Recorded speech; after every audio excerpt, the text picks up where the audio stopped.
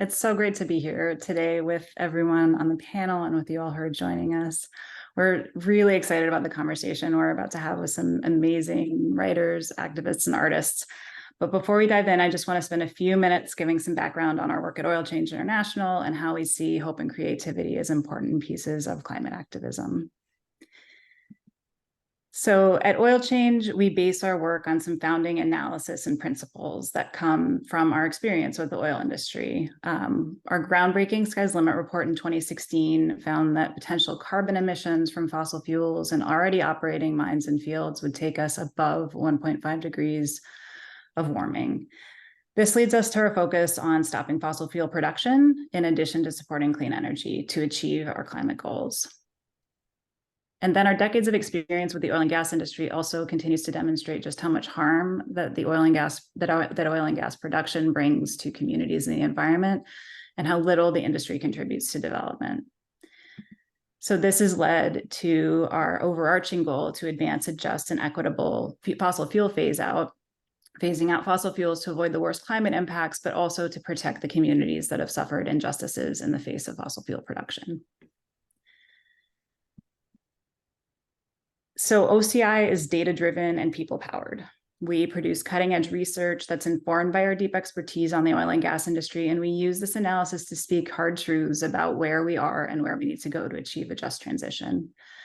We also focus on building the strength of the movement. We do a lot of cross-movement collaboration, coordination. We try to be strategic thought partners.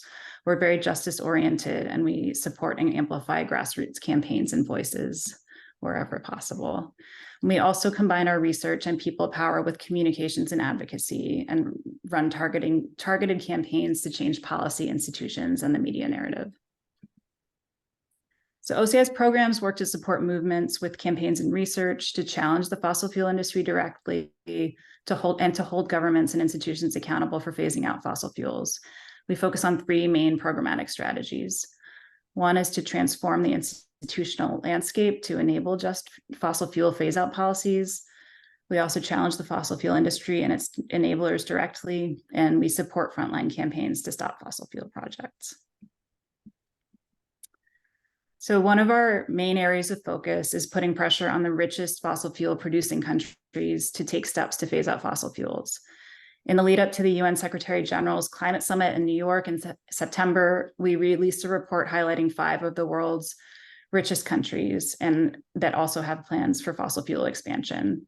Perhaps not surprisingly, the United States tops this list. And along with many partners, we helped to organize a 75,000 person march in New York City ahead of the summit, calling on the US to phase out fossil fuels.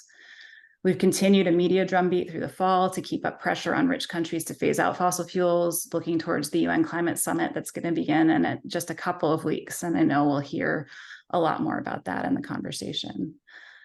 So there's a lot of work to do. We really are determined and hopeful. We know that the climate threat is increasingly urgent, but there is still time to change course. And we also know that reducing the impacts of climate change is not black and white, it's a continuum. So regardless of where we are, we need to continue to do as much as we possibly can to lessen the impacts. And we really feel that coming together and showing resistance, sharing words, dance, and art builds the people power that we need to drive the transformation to clean energy and a just world. So that's why we're really excited to have this conversation lined up for you today. We're looking at climate activism, hope, and creativity. And so I'm really thrilled to introduce our speakers and our facilitator for this discussion. Fenton Lutunatabua is Deputy Head of Regions for 350.org, based in Fiji. He's a facilitator and trainer, climate activist, and founder of the Pacific Climate Warriors. Fenton also dabbles in the world of podcasting and is the director of Beyond the Narrative, a creative agency in Fiji that works to truly unlock the radical imagination of Pacific peoples and shaping and building their own futures. Fenton is also a contributor to Not Too Late, changing the climate story from despair to possibility, and we're really thrilled to have him join the conversation today. Mariam Kemple Hardy is the Oil Change International's Global Campaigns Director. She leads our team of global campaigners who work on policy, public finance, and the fossil fuel industry. She's been with OCI for just about a year now and comes to us from doing award-winning work leading the campaigns team at the UK charity Refugee Action, and prior to that worked as head of humanitarian campaigning at Oxfam International. She's based in the United Kingdom. You've already been introduced to Melecio Estrella, artistic director at BANDALOOP, and thanks so much for that wonderful introduction and anchoring to begin today. Thuli Makama is OCI's Africa Program Director and Global South Advisor. She works closely with civil society organizations and networks in Africa, providing strategic direction and campaign support for OCI's work in the region. Thuli is a public interest environmental lawyer with decades of experience advocating for public participation in environmental and economic development decisions. She won the Golden Environmental Prize in 2010. She also founded the Environmental Law Center and previously served as the executive director of Yanganawe Friends of the Earth Swaziland. Antonia Juhasz is a senior researcher on fossil fuels and the environment and human rights division at Human Rights Watch. She's also an award-winning investigative journalist and has reported from the front lines of fossil fuels, conflict, and the climate crisis. She has also authored 3 books. She has more than 2 decades of experience working at the intersection of fossil fuels, climate, and human rights, and is also a contributor to Not Too Late, and also has a long history with OCI, having served on the board previously and worked closely with us over the years. And Rebecca Solnit is a writer, historian, and activist. She's the author of more than 20 books on feminism, Western and urban history, popular power, social change and insurrection, wandering and walking, hope and catastrophe. She also writes regularly for The Guardian. She's also the co-director of the climate project Not Too Late and the editor of the Not Too Late book, which is the book for anyone who is despondent, anxious, or unsure about climate change and seeking answers. And Rebecca is also a wonderful board member of Oil Change International. And so with that, I want to warmly welcome all of our speakers, and I'll hand the conversation over to Rebecca.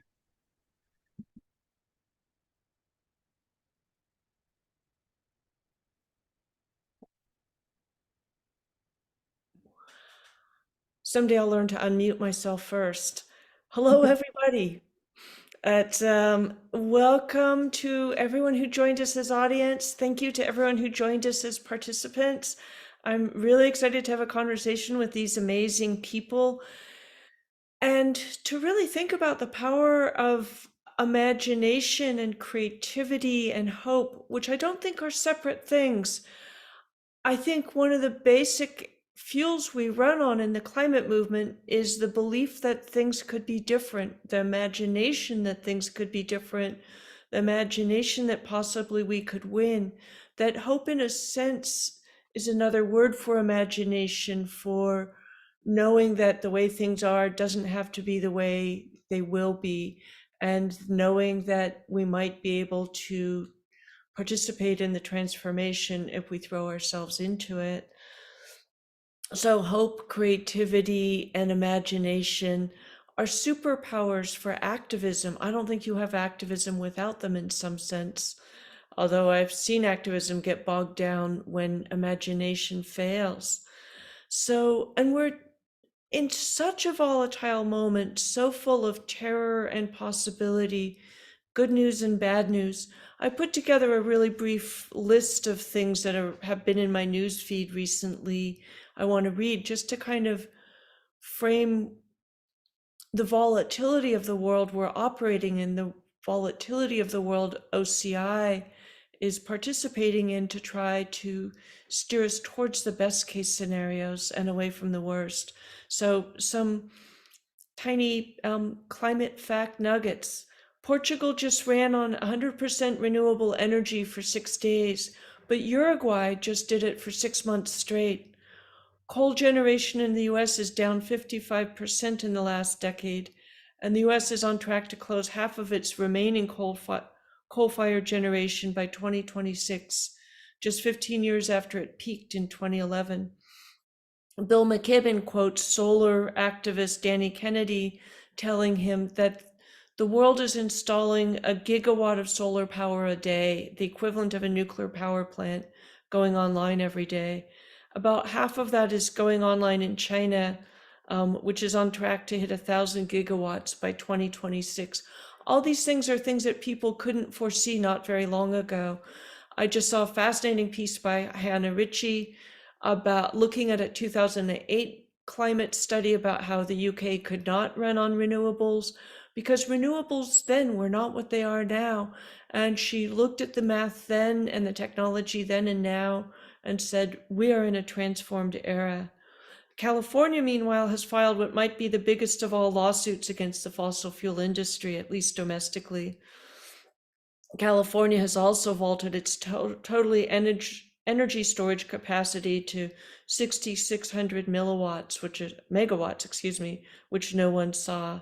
It was less than 100 megawatts in 2015.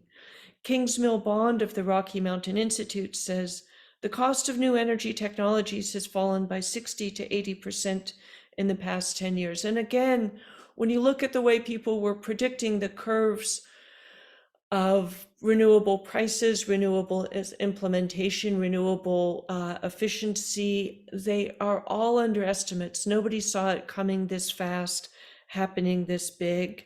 So Michigan's Democratic-controlled legislature just passed a package of clean energy bills, including one of the most aggressive state-level clean energy targets in the nation.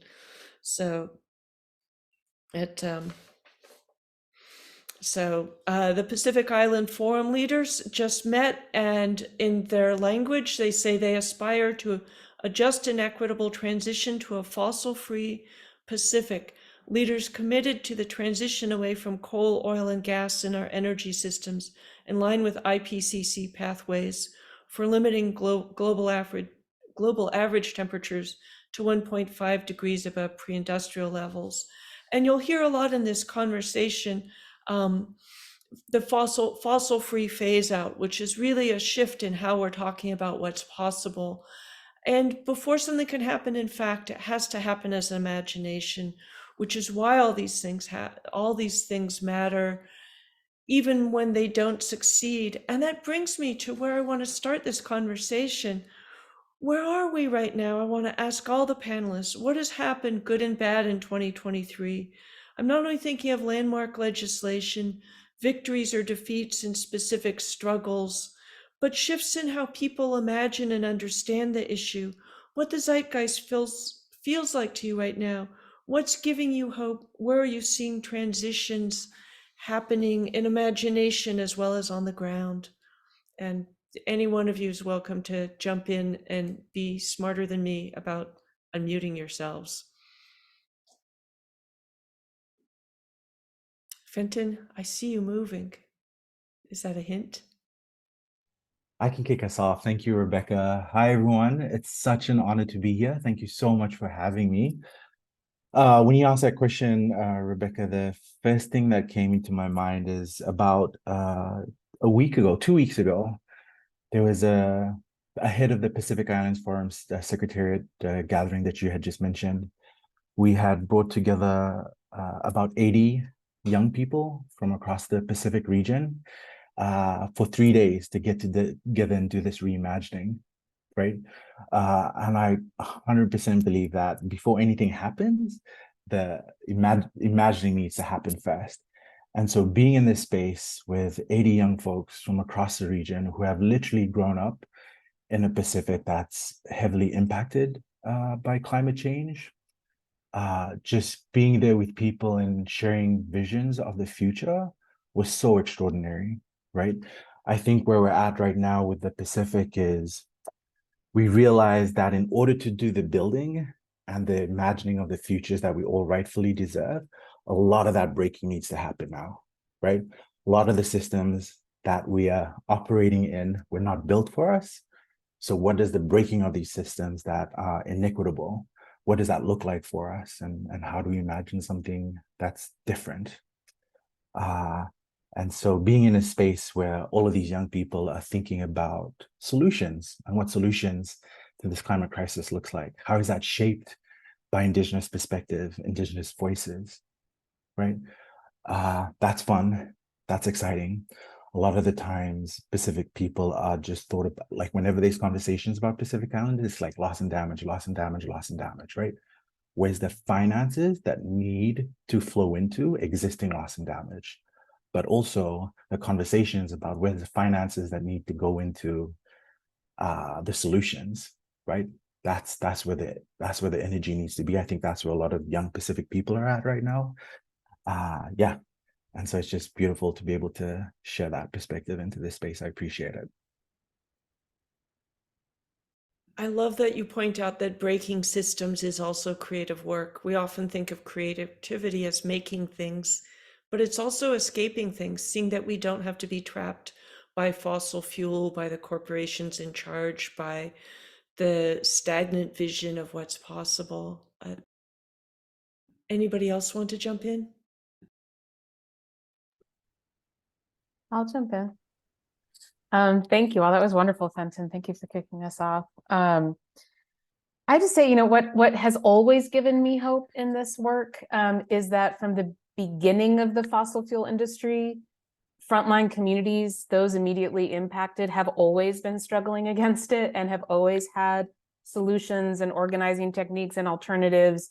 And it's that that knowledge and that inspiration has always inspired me, that creativity and imagination.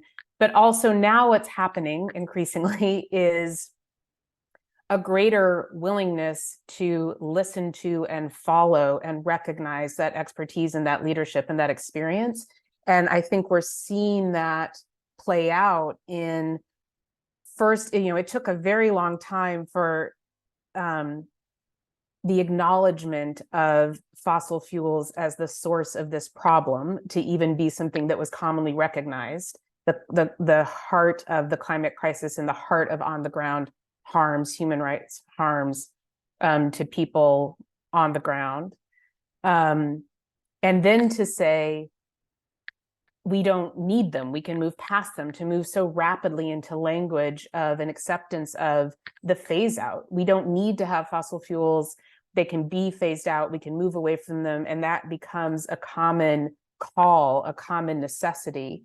And that now there are also increasingly victories, and those victories are the playing out of listening to those communities that have most been in struggle, following their leadership and seeing victories. So two key victories that I've seen this year that give me incredible hope is one, a call for a moratorium coming from the heart of Louisiana, the heart of what are referred to as sacrifice zones, the heart of an area that's known as Cancer Alley, with the highest risk of cancer in all of the United States, is in this one area between New Orleans and Baton Rouge in Louisiana, which has the highest concentration of fossil fuel and petrochemical operations in the Western Hemisphere, where Black communities have been in struggle for 150 years. And a call for a moratorium against any new fossil fuel or petrochemical operations coming from the heart of Cancer Alley in St. James Parish, from local community activists being able to take that stand and say, after decades of organizing, to take a stand against such a powerful presence of this industry and to say no more is a huge accomplishment in and of itself. And then to have that repeated and supported across communities, across Louisiana, across the nation, across the world.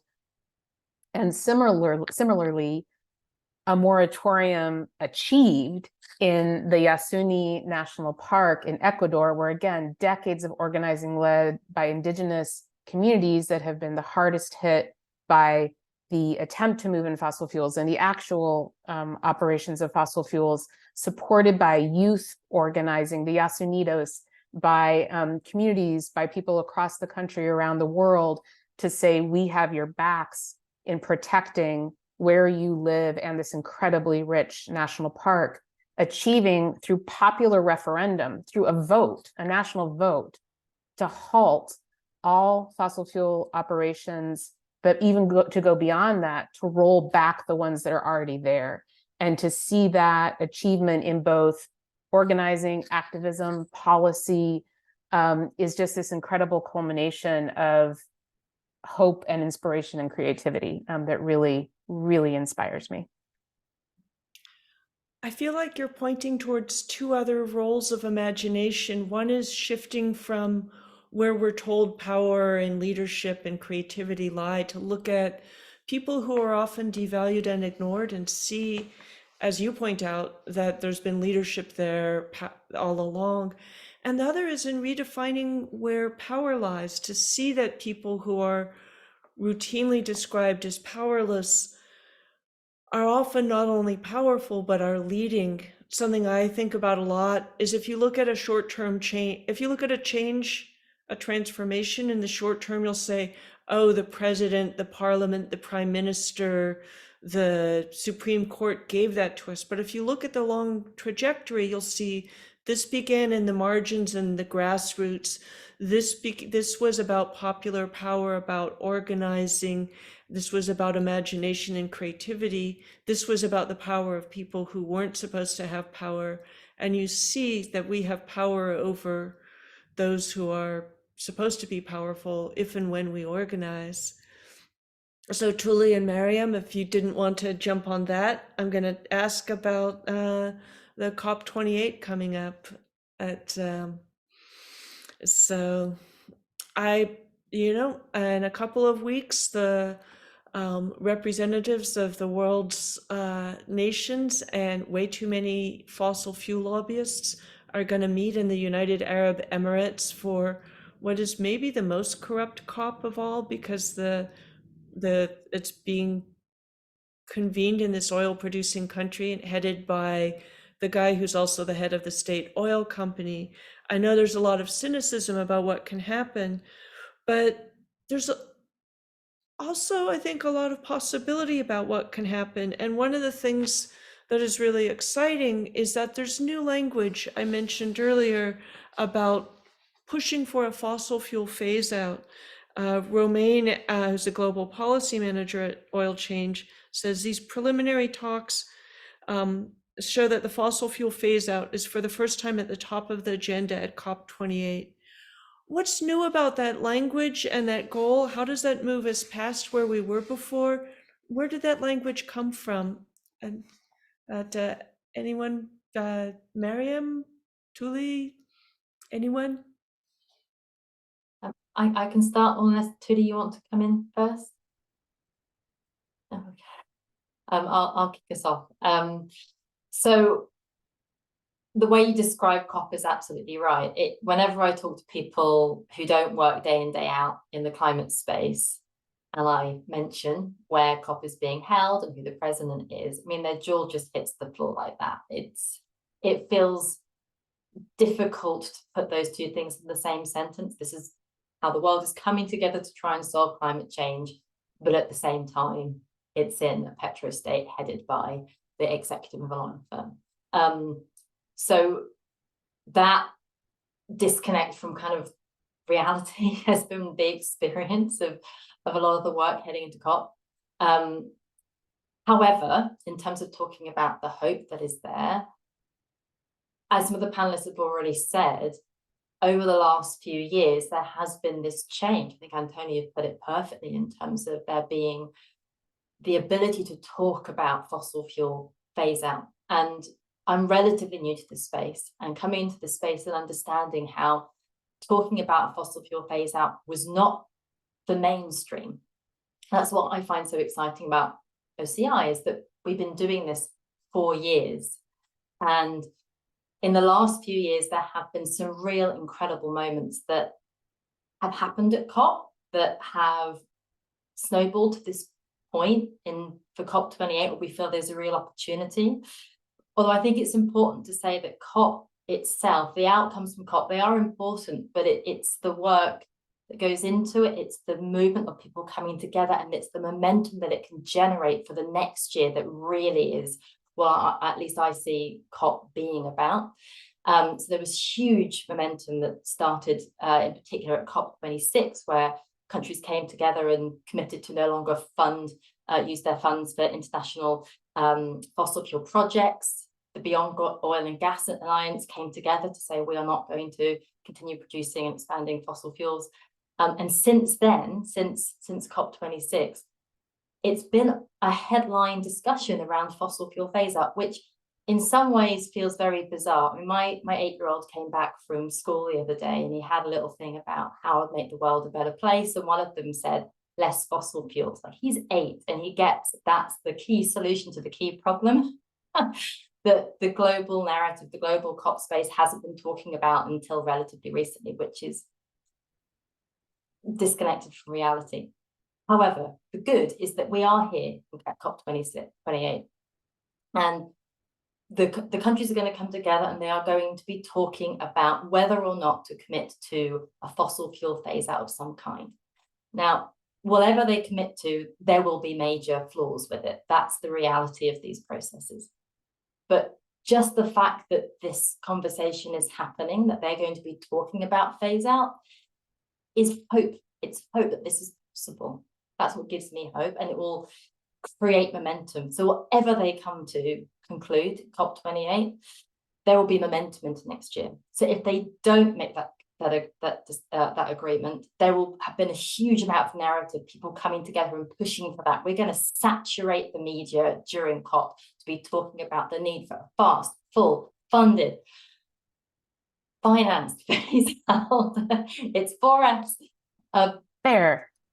Thank you. Antonia, too many Fs. We're going to be saturating the world with that message. And if governments fail, that's what we're going to be talking about. We're going to be hitting them over the head with that over and over again next year. If they commit to any kind of phase out, we're going to use that to call for a better phase out, better language, better implementation. And that is so exciting, because that is something that we couldn't have foreseen several years ago, where this was just, COP wasn't a place where you spoke about fossil fuel phase out at that global diplomacy stage, which is crazy, but we're now in a different place. That is great. And it's a reminder that signs of failure is a clarification of where things stand, how you, what you need to resist, who your enemies are, etc. And, the clarification that comes from that, as well as the fact that the fossil fuel phase out, I didn't understand till relatively recently that how much we've had the energy revolution that truly makes it possible to leave the age of fossil fuels behind, and that it's happened faster, better than anybody anticipated, that we are in the midst of an energy revolution that's inevitable, and we're really deciding how fast it will go, which is the same thing as how much damage will we allow before it happens. And of course, to implement it is also about beliefs, values, who matters, and who decides. Thuli, are you going to this COP? And what are your thoughts in response to Mariam and the question about it? Yeah, thank you, Rebecca. Of course, I am going to the COP again, and I always take every available opportunity to go, although it is tiring sometimes. But this time we're going into this COP in a constrained space, like Mariam has said. We are going to the UAE, and we anticipate that it's going to be a difficult space for movements, for civil society. But what we are focusing on is that we keep bearing witness by showing up in that space. And we're also very aware that every time we show up in that space and raise our voices in protest, even if it's on the sidelines, that is disrupting enough on the agenda that's meant to give fossil fuels another life lease. So we'll be there raising our voices in protest, and we'll also be making sure that we are holding the policy makers who will be on the inside, holding them accountable, or at the very least making them feel ashamed, for letting things slip. So we are going to be there making sure that there is some accountability inside the negotiations, and also being in that space, basically it gives us an opportunity to continue calling out the fossil fuel industry and its enablers. It's not just calling them out, it's also being in that space and reminding them and actually placing on record, the loss and damage that has been inflicted on nations and their economies, by all, that the fossil fuel industry has gotten away with in the so many decades that they've been conducting this harmful business of extraction and subtraction. So we will be in that space, and as OCI, we believe that we have to keep using our comparative advantage and privileges to open up space for other movements and other voices to come into the room. And so we have, for this year, we've spent a lot of time and dedicated resources to ensuring that, one, there's as much participation in the first ever African Climate Summit that happened in September by local voices.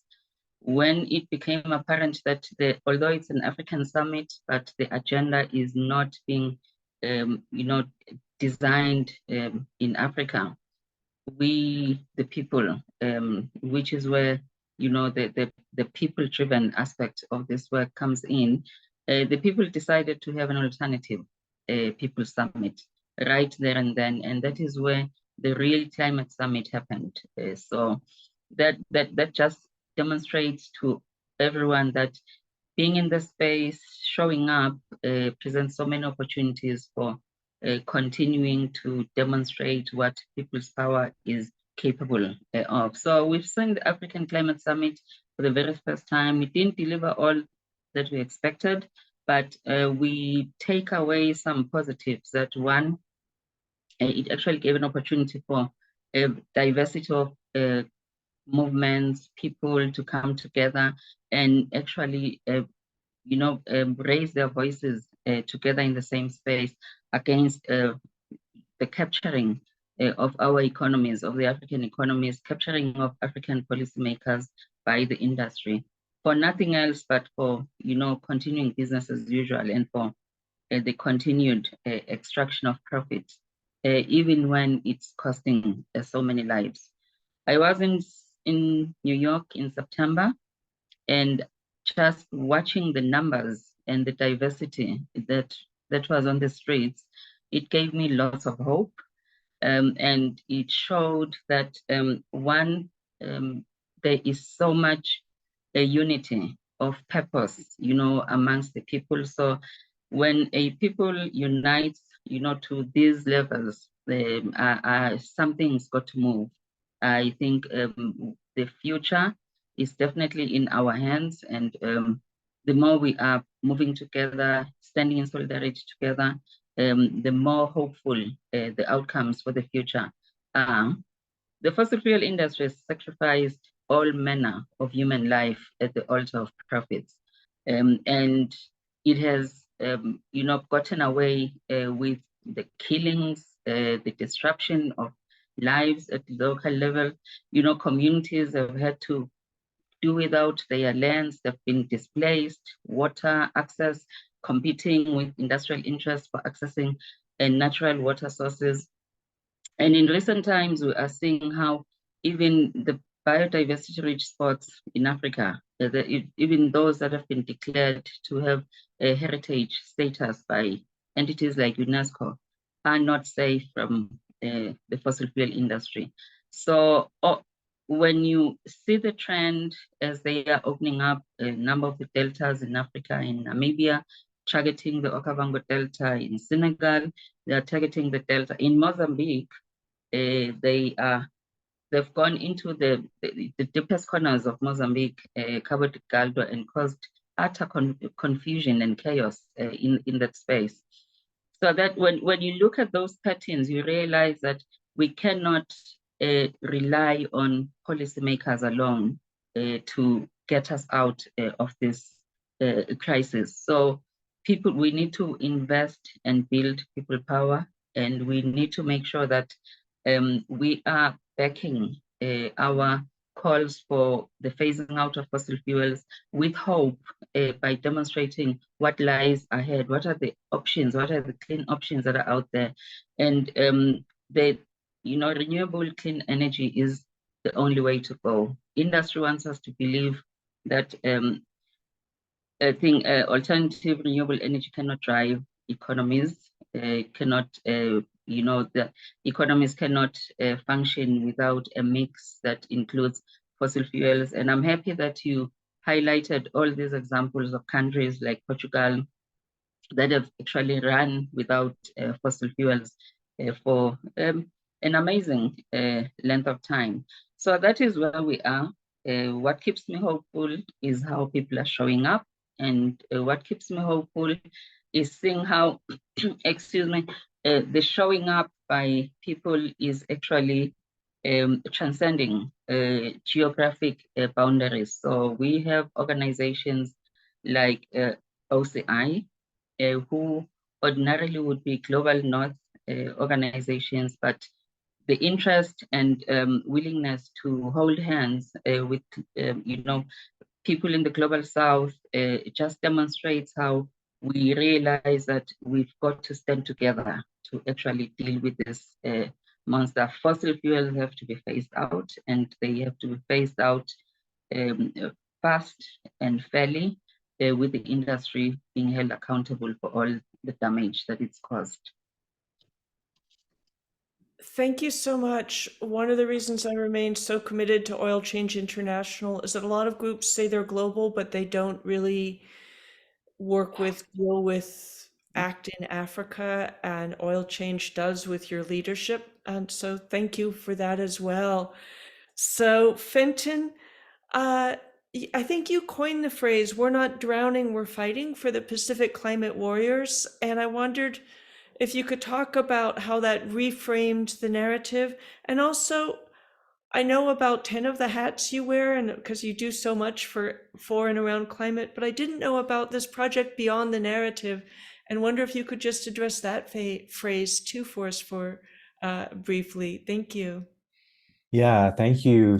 I mean, so much of that narrative shift is really tied to, I think, what Antonia was talking about earlier. It's that piece around where marginalized communities routinely described as powerless, right?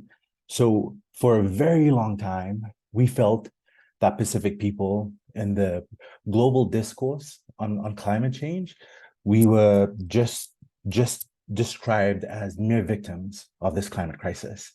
We needed to be saved. And so it was at a moment where we had come together as young Pacific people, and we were like, actually, there's more to us than this single story that's being told about us, right? And so we're not just waiting around, we're not just waiting to drown, we're actually, and it was described as we're actually the Pacific Climate Warriors, right? And where we're not drowning, we're fighting, where we're doing everything within our power in order to fight for our island homes and just ensure that they're habitable. And that's taken years and years and years of organizing, right? So much of the work, I think, even with like the fossil fuel phase out work, so much of the work is like really reaching people at a point where they're capable of believing you. And so connecting to culture, thinking of creative ways to move beyond, like, data is important, all of that's super important, but to really reach people, story needs to exist, art needs to exist, poetry needs to exist, dance needs to exist. The act of telling stories with your body and your voice is so important for climate justice, right? And so being able to do that in an intentional way, I think really helped reframe narratives for a lot of folks. And that's one of the reasons why Beyond the Narrative exists, is we really look at supporting Pacific people in telling their full truths, right? Not shying away from the nuance and the complexities that make us who we are. We need all parts of us in order to show up to climate justice in a meaningful way. Yeah. Thank you so much. Mele, as we begin to wind this down, You're a dancer and a leader of dancers. A lot of people wouldn't think of that as climate work, but you've done so much in support of the climate movement. Our former board chair, Thomas Kavanagh, is part of Project Bandaloop. You know, you're so connected. How do you see, you know, dance and your work in particular, and creative work like that in general, supporting the climate movement and moving to our climate goals and the imagination and hope we need as part of them? Thank you for asking. Well, yeah, the stories of the body just pour forth in dance. To sort of tack on to what Fenton was just saying, that thank you, that was so inspiring.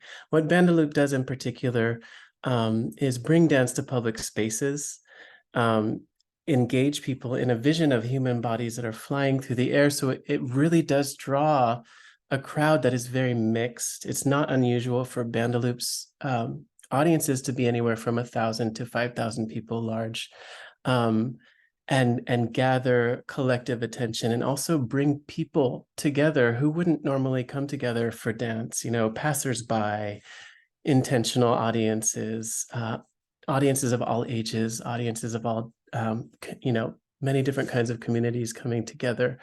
So our stage is unlike many dance companies' stages, because we're also, you know, we're dancing in the commons, we're dancing in the air, we're dancing in the weather, we're interacting with the built environment, with architecture.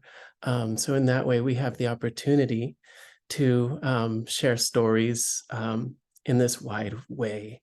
And I'll share that, you know, one of our most recent pieces that we've been touring was called Loom Field, looking at textiles and the spiritual and ecological impacts of textiles, imagining the walls that we dance on as giant looms, and the ropes that are stretched vertically as the warp, and our dance weaving side to side as the weft, and connecting everything from my grandmother's story of crocheting fabric in a concentration camp in the Philippines during the Japanese occupation, to stories of garment workers now who are making our clothes. And we had this beautiful, and actually in Bethlehem, Pennsylvania, which is a historic steel town, we had a really beautiful collaboration with the Smithsonian National Museum of Industrial History, where they came, engaged about 200 middle school students in learning about the ecological effects of textiles now, and the sort of proliferation of all of the garbage textiles that are made, and also textile activists or fashion activists, indigenous fashion activists, as they came to see our show, which is also very spectacular, you know, like with the grace and beauty of bodies on the sides of buildings. And this kind of collaboration, where there's education and dance and story inside, is a way that we sort of offer our artwork for, hopefully for a better world. Yeah. Thank you so much. And that's a great place, I think, to wind this conversation up. I want to thank all of you as panelists and all the work you're doing in the world. I wish we're all sitting under a tree someplace warm, probably Fiji, and just having this conversation without time limits. But Zoom, nobody wants to spend the rest of their day on Zoom. So, and I really want to thank the audience, who are OCI supporters.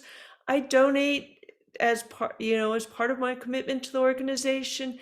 And a lot of times I've seen donation belittled, but it's how you turn your labor into climate activists, climate organizers, climate organizations' labor. It's a kind of magic transformation of the work you do into the work that we do. And so I just want to thank everyone for supporting OCI, our panelists by joining us, our donors by donating, our staff by doing the absolutely incredible work they do. And now I'm going to hand it back to Elizabeth and Lopa. Thank you so much.